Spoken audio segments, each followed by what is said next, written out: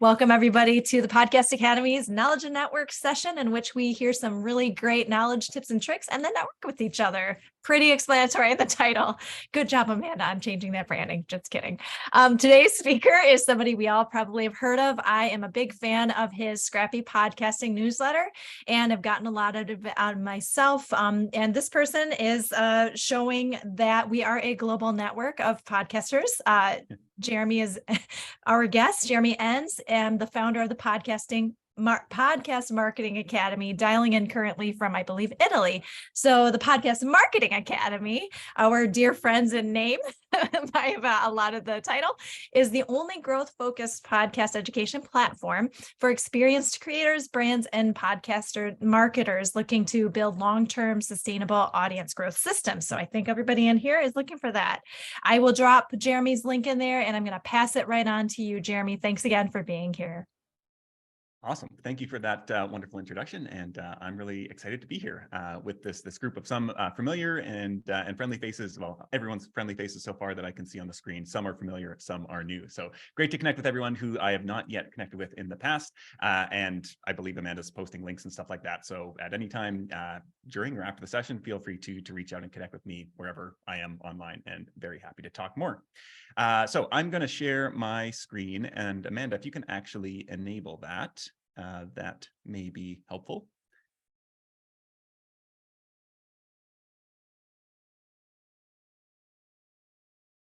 Okay, now I believe I can. All right. And I will start the slides. Okay, and everybody can see that? Thumbs up? Good. All right.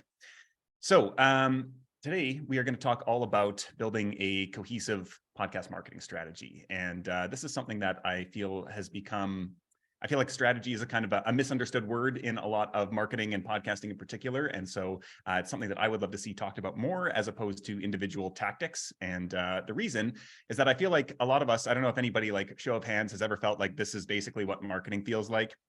You're just kind of got this, like, okay, I know I'm trying to get somewhere. I don't even know where that might be, but, I'm just kind of bumbling around in the dark. I'm trying things, I'm kind of, somebody says like, oh, this is, it's worth trying right now, so I'm going to do that. And then, 2 months later, it's something else. And so it feels like a lot of times we don't have any kind of cohesive system that we're following that guides our actions when it comes to marketing. And I think anybody who has been in production a long time probably has a series of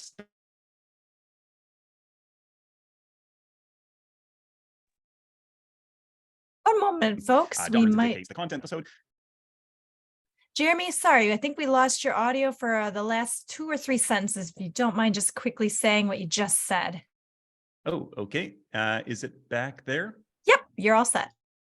Okay, so yeah, I feel like a lot of times with production, we have kind of systems set in place that dictate how we produce our shows, but when it comes to the marketing side of things, we often do not.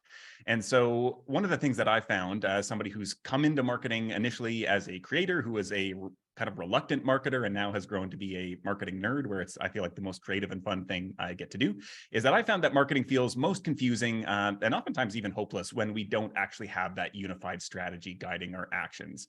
And when we don't have that unified strategy, we just tend to hop from, different tactic to different tactic, depending on, what's hot right now. And so maybe we hear that, oh, cross promos, everybody's talking about cross promos right now, so I'm going to do that as well. And that's going to be the thing, like, it's popular, so it must work.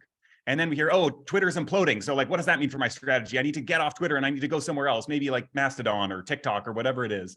And then we hear, oh, okay, this one. Anybody else fall for the Clubhouse hype a couple of years ago? I was certainly in there myself.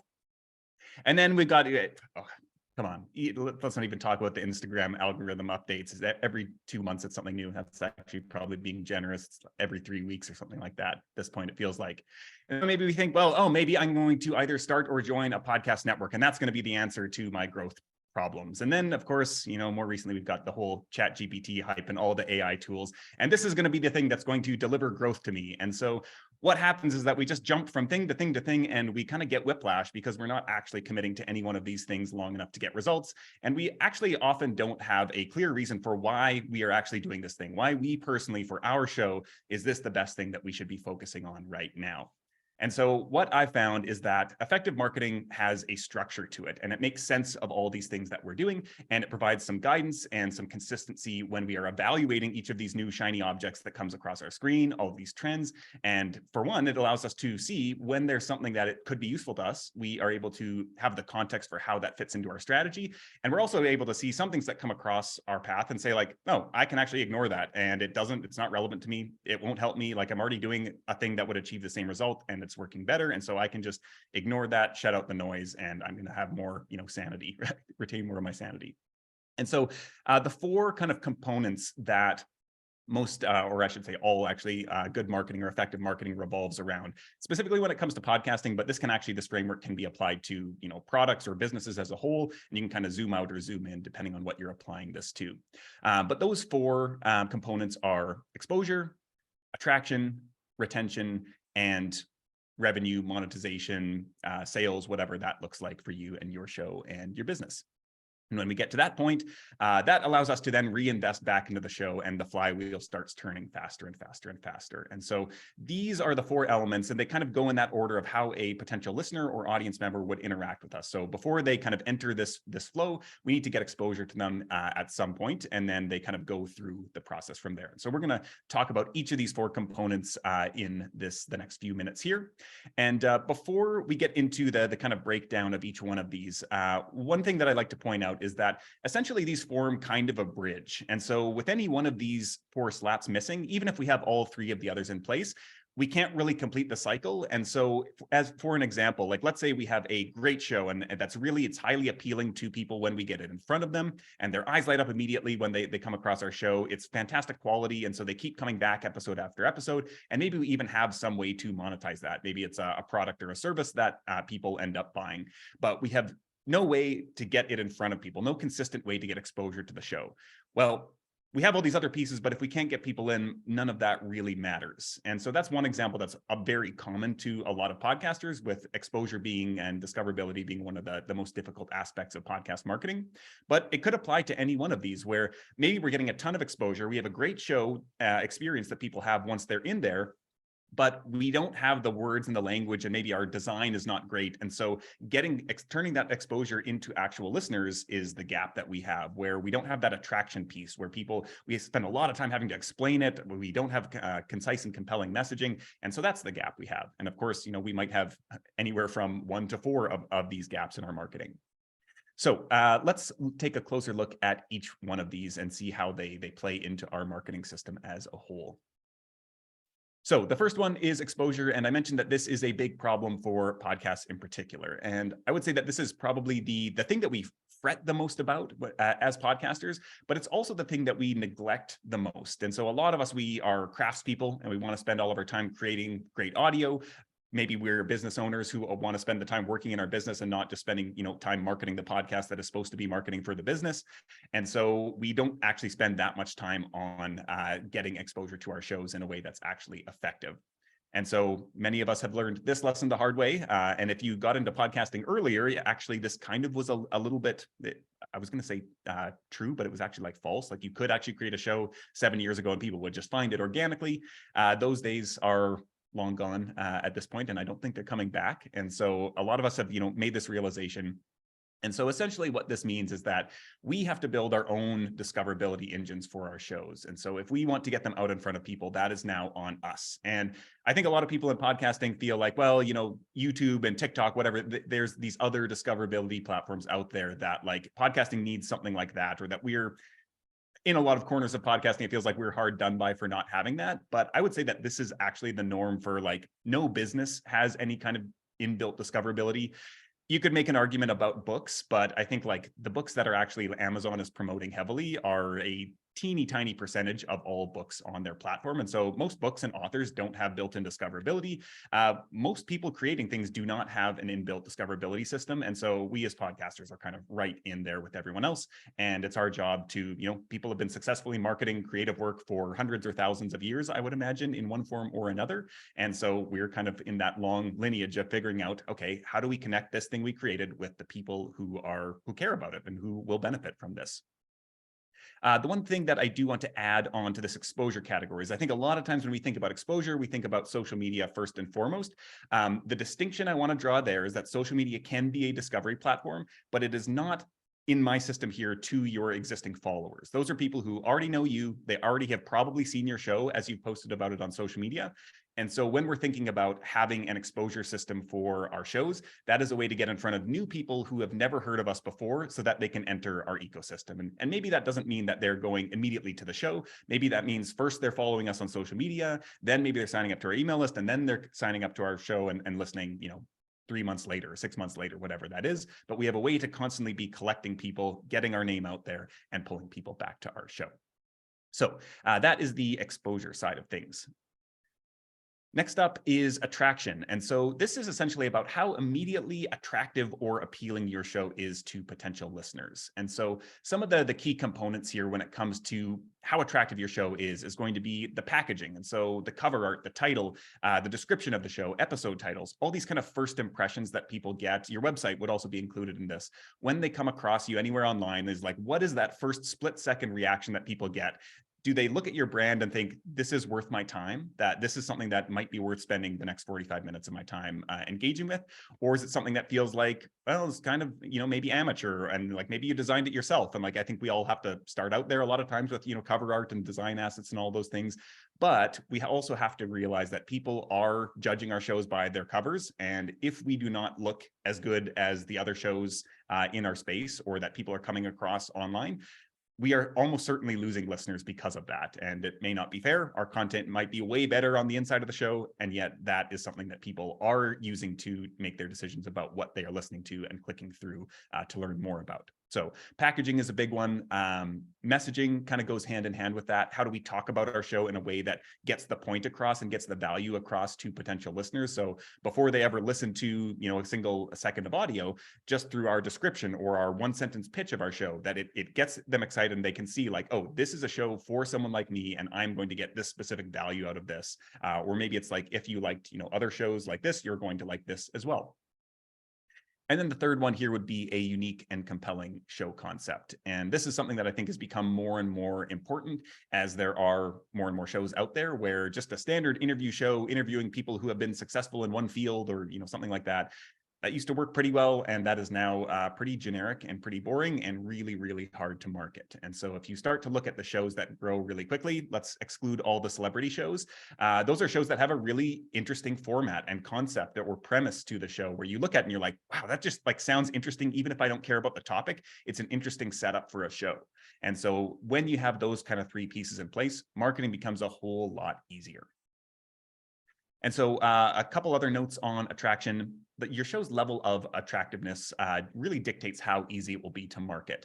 And so the more attractive a show, the faster you'll be able to market it and grow it. And it'll also be cheaper and easier if you're playing with ads or anything like that. That said, less immediately attractive shows, they can still be grown. It's not to say like every show must be super hooky or else it's not worth doing. It's just we kind of have to reset our expectations and say like, so I have 2 newsletters myself. Amanda mentioned the Scrappy Podcasting newsletter, which to me is a much hookier newsletter and is actually, I think I've been doing it about 1.5 years. My other newsletter I've been doing now over 3 years. And Scrappy Podcasting is almost caught up to the first one, despite doing it half as long, because my other one is just not as hooky. And I still have many good reasons to do it, but I've just had to reset my expectations around how long that will take to reach any kind of growth milestones. And so sometimes that's worth looking at as well. And when we see shows, growing way faster than us, sometimes we can say like, oh, well, that's just like a really great concept. And I don't want to do a show like that. Like this serves a different purpose for me, but I can't compare myself to that because we're just creating very different styles of shows. All right, number 3 here is retention. And so this is something that we typically do pretty well. And so this is all about that core trust building content itself. And so it's about the quality of the show, its ability to keep people coming back. I would say that part of this is also our ability to hook people within the episode. So in that first few minutes of an episode, like when a new listener comes along, are they getting something immediately that they're like, oh, this was a good decision. I made the right choice by clicking play, and I'm going to keep listening through the next, 3 to 5 minutes as I'm kind of assessing it. And then, putting the phone in my pocket or, whatever I'm doing, maybe I'm driving and I'm listening through that full episode. And so this is really about the quality of the content itself. And obviously there's a lot that goes into that. But this is an important part of marketing that we can't really overlook is the product itself. I would say that with this category of marketing, the thing we should be thinking about here is not growth necessarily. The point of creating the show, in my kind of opinion here, is that specifically with podcasts, which don't have that kind of discoverability, we want to be creating content with the kind of express purpose of nurturing and deepening a relationship with our audience. And so we are creating content that is resonant. It makes them feel something. It's not just this kind of like information that they can download and then be done with. That's kind of disposable. I feel like a lot of SEO content is like that. I don't know that I've ever subscribed to anyone's newsletter or blog by putting a SEO query into Google. And it's kind of like, okay, I got the information I needed and I'm done. And I think what we want to be doing with podcasting and what podcasts are so great at is actually forming that emotional connection with our listeners. And so I think a lot of times people will ask me about like, how do I create viral podcast episodes? And I kind of like, I don't laugh, but I'm like, well, okay, that's going to be a little bit tough to do. You can maybe create a viral series, but probably individual episodes. Podcasting is not really set up that way. And a lot of times the content that resonates most deeply actually isn't the same type of content that goes super viral. And so I would typically look to get exposure elsewhere and then funnel them back to the show where we really nurture and build that relationship with our listeners. And like I mentioned, that is really about resonance, really resonating with our listeners and providing them some reason to keep coming back, some value. All right, and then the final step here, the final component of this marketing system, this EARS framework, is revenue or sales or monetization, however you want to think about it. And so this, is going to be different to every show, every business. It's however you monetize your work. It could be products, services, sponsorships, ads, grants as well are another one. You could get funding. Many other ways could be like audience supported through tip jars, things like that. Can be hard to support a podcast through tip jars, but there are many ways that you might be able to monetize your work, and all of them can be kind of used together in some way or another. And this is much easier when you have all of those other three pieces in place. So once we've talked about these kind of four components here, the next step would just be to audit your current strategy. And so I would just think about your current creative platform or your business and give each of those EARS categories a grade. And I usually do it by a letter grade. You could also do it a score out of 10 or however makes sense to you. But I might think about it as, A plus, 10 out of 10 is, you couldn't possibly improve anything in that category. You're just like knocking it out of the park already. And I would imagine if any category was in that space for most people, it would be the content itself. But there's probably always things we could do to improve the content as well. B might be, it's decent. It's doing a pretty good job, but there's certainly things I could improve.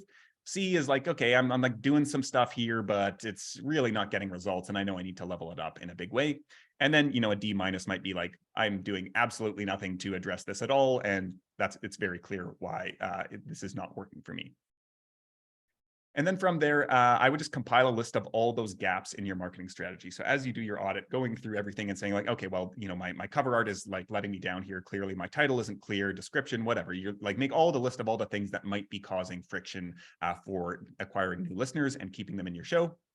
And the thing that I like to point out here is that actually the more gaps in your strategy that you're able to identify, this is actually a really good thing. Whereas if you couldn't identify a single shortcoming with your marketing, that would be a really bad sign, because if you're already doing everything perfectly and you're still not getting the results you want, chances are you have just maxed out your potential for the show. So almost the longer list of things you can improve, the better, because there's probably lots of low-hanging fruit there, and you can start knocking off a number of those things and start seeing results and improvement. And so the more mistakes you're currently making is actually a really good sign, because a lot of that, it takes kind of minimal effort to start improving in a lot of those areas and starting to see those results.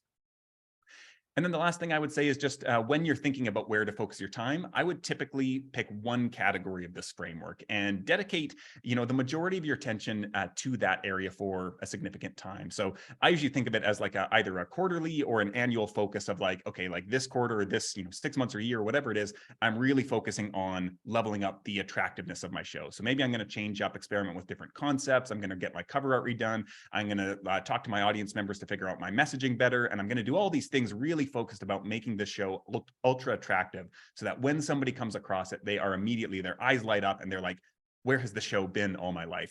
This is my new favorite show. And so that's really the overview of the framework. I have put together a page with some more resources for anybody who is interesting or interested. Anybody who's interesting as well is free to go over here. I actually built a kind of a quiz audit tool that you can audit your strategy through the lens of this framework. And so you answer 20 questions, takes about 2 minutes, and it will spit out a score for each of your categories with some recommendations on what you might want to do, what some of those issues might be that are holding you back, and also some of the potential fixes. So that is the overview of the framework. I hope that was helpful, and would love to get into some questions if anybody has them. Amazing. Thank you so much, Jeremy. And folks, I think we'll just do it the old-fashioned way. Please raise your hand. I can see the order in which hands are raised, and we'll call on you. We already have one in the chat, so we can probably start with that if nobody is feeling forthcoming. Everybody has a million questions, I would imagine. Well, great. Kira, go for it. Wow, that was so quick. I couldn't even get to the mute button fast enough. So Jeremy, I also subscribe to your newsletter and everything. It's awesome. You provide a lot of great insight there. So I'm wondering, I do have a marketing budget where I can, pay for some advertisements, and I've played around a little bit, but have you seen certain avenues of this be more successful than others? I mean, there's things like the Overcast banners or Spotify ads. Nothing crazy, but a few hundred here and there. Yeah, podcast advertising is kind of frustrating compared to other advertising. So Yeah.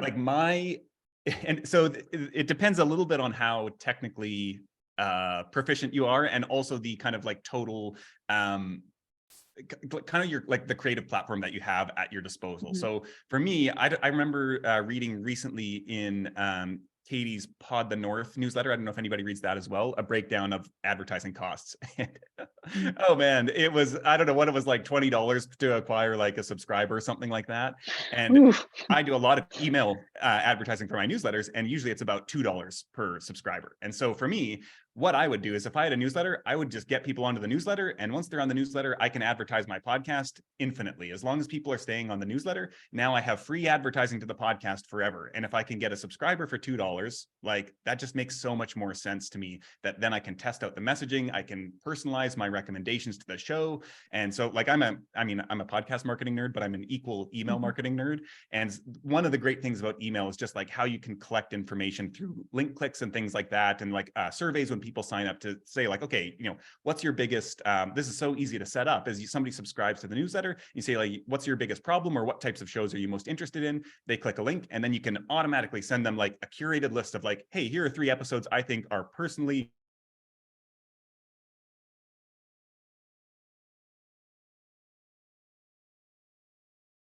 I think we just have a slightly like the slight acquisition delay process where it's like, hey Jeremy, so sorry. Okay. we just had a little blip. What was the last like 2 sentences you said? Okay, so yeah, what did I just say before that? You were talking about like just how you can follow like with clicked links. Like I have that set up in Constant Contact and stuff. And yeah, I mean, we only started email marketing a few months ago, and it's been a game changer. I can't believe we haven't been doing this for years. For anyone that hasn't started one yet, do it. Like, I guess a follow-up question to that is, Constant Contact is starting to get really expensive for us because now we have so many subscribers. Squarespace has recently launched email marketing. I don't know if you have any insight into that, if that's comparable or if it's like a light version. I use ConvertKit, and okay, I love it. It's getting expensive for me recently as well, because largely through a lot of my advertising stuff, things have been going well. So it's like list has been growing and it's getting more expensive, which is like a good problem to have. Yeah. I'm not sure how it compares to Constant Contact, but I think if email marketing is a part of your core strategy, Squarespace will probably not do what you might want to grow into over time. Whereas like one of the things that I think is fairly low hanging fruit, if you have some competency with email marketing, is just setting up like welcome sequences, which are always really annoying to create, but you can set this up so it's all automated so that each new listener comes in, maybe they click a link, and then they get those personally recommended episodes. And so like, you don't even have to think about that ever again. And you're creating a curated journey into the podcast. And so I doubt Squarespace does automation like that. And so I would stick with something that does, if it's, in the budget for it. Cool. Other than that, yeah, in terms of advertising, yeah, it feels hit or miss. To me, like, it honestly doesn't really feel worth it to me unless you just like need listeners to satisfy some other stakeholder that is maybe not like high quality subscribers or something like that. I think there's use cases for advertising there. Probably not what most of us really want, but yeah, that would be my opinion on it. Thank you. Such a great question, Kira. And you have an enviable problem with so many subscribers. Let's see here. Another question. Odile, please feel free to ask your question. Yeah, hi. So I'm Odile. I work for Osha, which is a podcast hosting marketing platform. One question I have for you, Jeremy, is that as a hosting platform, what I'm amazed about is how little podcasters use the marketing tools that are free, and like are thinking, how can we promote? How can we spend money on like ads and stuff when they don't even push to YouTube, where they don't even like, create a website for SEO. So I love the presentation. I think the format that you presented is super straightforward. And I'm wondering, I know on the product, like, how can we make sure that every podcaster just knows all the basics of things they have to do, or like, I mean, they should do that, or not complicated. And I mean, I don't know. I was wondering, because you are an academy, but I'm just a product, right? And so not every single new podcaster follows the academy. Not everybody who ends up on a tool, when they end up on a tool, they get overwhelmed, do you have an idea of how to bridge that gap? Well, so much of this is like, yeah, I feel like it's frustrating when you know better, when we are people who are like, oh, well, I know what you should do and I can make recommendations. And of course, we are all in that exact same situation right now with some part of our lives where like somebody else could look at us and be like, why aren't you doing this stupidly obvious thing that like would make your life better in one way or another? And so maybe we should have some grace with those people. But I keep coming back to there's this guy, He. His name is Khe is his first name, and then Hy is his last name. I follow him on Twitter, and we kind of become a little bit friendly. And I subscribe to his newsletter called Rad Reads.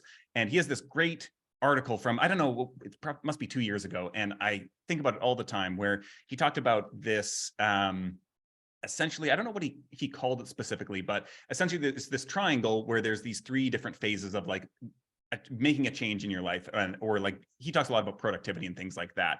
And so he talks about the 3 points of the triangle are tools, which we often focus on a lot.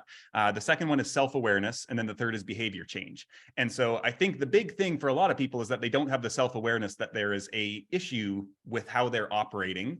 And then we think like the tools will solve our problems, but we don't make the requisite behavior change. And so most tools, like I love tools. I sign up to so many tools, and there are so many tools that I've signed up for that might be free, maybe I'm even paying for them, that I don't use regularly because I haven't actually taken the time to adjust my behavior and my workflow to incorporate the tool into that. And so I just know, ever since I saw that framework, I was like, wow, yeah, I recognize that so much with my life. And sometimes we recognize like, okay, well, I realize there's a problem and maybe it's me, and there's a tool over here. And it's like, why isn't the tool working? And it's like, well, people need to adjust their behavior in some way, which often takes time.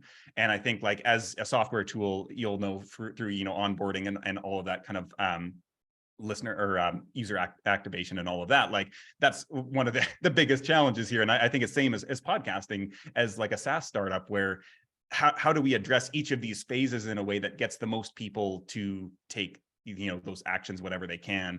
And so I don't quite know what the answer is for, I mean, it's kind of an industry-wide problem in terms of like the creators, but I also I almost hesitate to say it's a problem. It's like a humanity, like brain wiring problem that everybody needs to work through in their own time. And I think we can like provide resources, but I think like it's one of those things where like there's partly we want to say like, here's the checklist to do this stuff, but also they have to be getting the information somewhere to point out in a way that resonates with them, that like, oh, this thing is the reason why I'm not getting the results. And it's not like because I don't have a tool or I don't have a budget. It's like my mindset is not approaching this correctly. And I think that's how I think about my Scrappy podcasting newsletter more, is like more mindset shifts around how you think about marketing as more than just like posting on Instagram, spending ad budget. It's like, actually, there's this psychological, self-psychological side of things and education that needs to happen. No, thank you. And I think the frame, like building those very simple frameworks is very, very helpful. Especially, I love the first slide with everything, like the latest thing is, I mean, every single day with the newsletter, you get, oh my God, this tip, this tip, this tip. So like just the simple framework, at least you know where those things fit. No, that's very, very helpful. Thank you. Yeah. And I would just wanted to say, I feel like marketers are a part of the role is like, it sounds like a slightly like therapeutic, right? Helping folks kind of get out of their own way and notice those psychological barriers. A whole field is dedicated to that. Great question, Odile. I think we have time for one quick question. If anybody has a question, they can ask in like 1 or 2 sentences to Jeremy. That would be great. Please raise your hand. I did see a hand, but it was lowered. So perhaps that question has been answered. Then I have a really quick question. Jeremy, fill in the blanks here and feel free in the chat to also chime in. Why didn't you do when you are looking and auditing clients who come to you and say, this isn't working or I'm not growing where I want to go? Just really quickly, top of mind. Why didn't you, or why haven't you? Maybe you don't say it verbally out loud, but you're thinking, you haven't even tried that yet. Well, yeah, there's usually so much. I think like, it is interesting in that, like when I do audits at this point, I could almost never listen to the show and just write the same stuff every single time. And I think that's kind of like what my course is built around, because it just was those same things. And so usually it depends on the niche of the show a lot as well. And so a lot of times it's like just standard interview shows with no guiding premise or through line, where it's just a collection of interviews that has no vision to it really, or it's not compelling from the outside. So there's no concept or premise or kind of interesting format. That's a big one. And I don't think that's obvious to people at all, because I don't think that gets talked about much, and it's really hard to do well. Like I think that's the hardest thing to do well, because it's such a like, you have to come up with an original idea that doesn't exist already. And that's, you don't just do that on command. And so yeah, I think that's like the big one.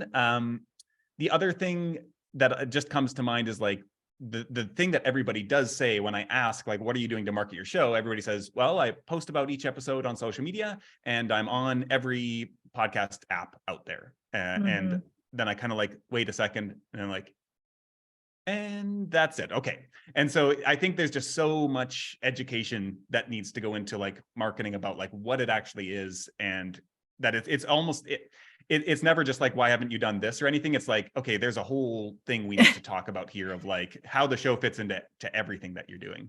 Absolutely. So content is king, queen, royal, I guess we'll be inclusive there. And really just getting into the heart and soul and really believing in and knowing well your listener. So we've done some education around listener persona, and I appreciate you bringing it back to that really important aspect. John had one quick question. John, thank you so much for bringing that to your attention. Hopefully we'll just answer it in 1 or 2 to 3 minutes, and then we'll get into networking. Thank you, Jeremy. Sure. This was super helpful. So I'm curious what you say to people that ask about starting 2 podcasts. A lot of times I think people think they need to start 2 podcasts, but then it, obviously increases complexity and, diminishes the amount of effort they can put into any particular one. And also related to that is like, if someone's been doing a podcast for a while and then they reach a point where they're not sure if it's getting traction or not, whether they should split it into 2 or not. I'm just kind of curious what your response is to those types of questions. Yeah. So my discipline philosophy would be to stick with 1, but I have 2 newsletters myself, and I also had a podcast overlapping with those at one point. So certainly guilty of that as well as a creative person. The thing that I have come to realize around like multiple, I think it is at a certain point really smart to diversify your content offerings. But I think that you want to be at a point where one already has traction and that the systems are built and that there is a good reason to start another one. And so I think about, I don't know if people are familiar with the jobs to be done framework, but it's essentially that, and I see John nodding. So thinking about like, what is the job of the show as a whole? And so we can think about like, what's the job that our show is doing for listeners, but we can also think, like, I think that framework of jobs to be done applies to like literally everything in life almost. And so when I think about like, when I started my second newsletter, which was Scrappy Podcasting, I realized that I started that one because I was writing my other one, which is more broadly for creators and is just my kind of like personal, almost like journal on creativity. And that was not in any way related to my business. And so I was kind of like, I need another piece of content to be the bridge between like talking on Twitter and LinkedIn and my product or service, and something that fills that gap. And so there was a very good reason to start a not super long form and not super short form newsletter that fit in there as a way for people to get to know more about how I think about podcasting more than just in, the Twitter, the amount of a tweet. And so for me, it was like, okay, I actually do need this to serve the business, because this other newsletter, I'm going to keep doing that regardless, because that's my kind of personal like art and therapy. And so that I don't have any expectations around that. There are probably going to be many good things that come from it, but it's not really serving the business in a direct way. And so this makes sense to add this other thing. And so if you're, creating multiple shows for a business, then I would look at, well, why would I be doing that? Is it addressing a different customer segment or something like that? Is that I've run out of ad space here, but have the audience to open up another opportunity over here? Or I just like, I would think about like, what does this do that the other show doesn't? And then also thinking about, bandwidth, of course, as well, if that is usually an issue for when you're adding on a whole nother show. Great. Thanks, Jeremy. Yeah. Yeah, these are all such great questions. I did see one more hand up. So if that question can be asked in one sentence, and then we can take maybe 2 to 3 minutes to answer it, we'll still have enough time. So that person, if they wanted to ask that, all right, go for it, Daniel. Yeah. So, hey, Jeremy, how are you? That's not the sentence though. How do the synergies between mediums work? So, for example, email, podcast, written work, webinars. I'm starting to think about doing a package that includes all 4 under a single topic. And have you seen that work? Yeah, I mean, I think, again, it goes back to bandwidth. I think of like the first person who comes to mind doing it really well is Jay Klaus, who's become a pretty good friend of mine. And he's got a podcast. He's got a newsletter that he sends out twice a week. One's kind of just promoting the podcast. And then he also has a YouTube channel. He has also recently said, gone on record saying that was an overwhelming and kind of draining endeavor, that now he's scaling back the YouTube because it was so time intensive, and creating all of that stuff now felt like an obligation rather than being any kind of inspiration.